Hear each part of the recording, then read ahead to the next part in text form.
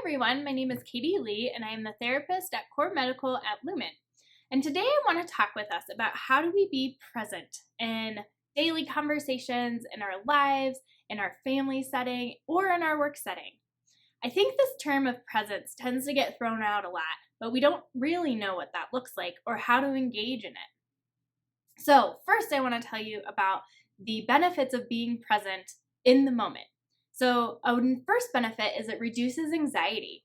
The reason anxiety happens is our brain tends to try to predict the future or focus on past events in order to make our future predictable because we don't really like things that are unpredictable.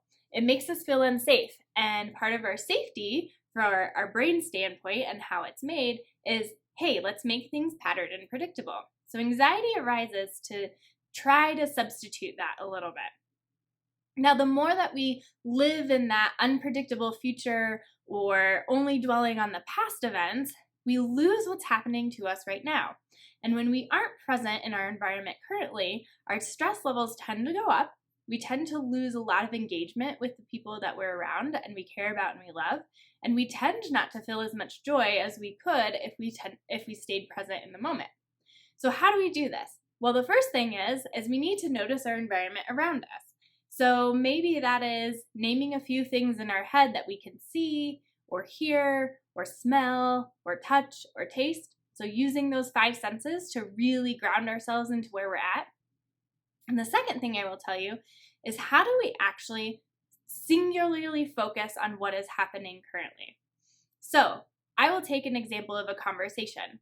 We as humans tend to be really poor listeners, meaning that we are thinking about a response or we're just kind of hearing and doing other things while we're talking to the people we're with. Instead of doing something different, or instead of thinking about the response you're going to have, actually try and focus on the words that are being said and the meaning behind them from the party that you're with. So instead of saying, this person is telling me something that maybe triggers a really passionate response, I got to formulate what I'm going to say, I wonder what's actually behind what they're saying. What is their meaning of this? Why are they sharing this with me? Ask questions about it. If we can think of questions to ask to keep engaging in the conversation, oftentimes we'll stay more present and more engaged with it. I hope that's helpful for a couple of tips just to stay present in the moment and really start focusing on what's happening in the now instead of what is happening in the future or in the past.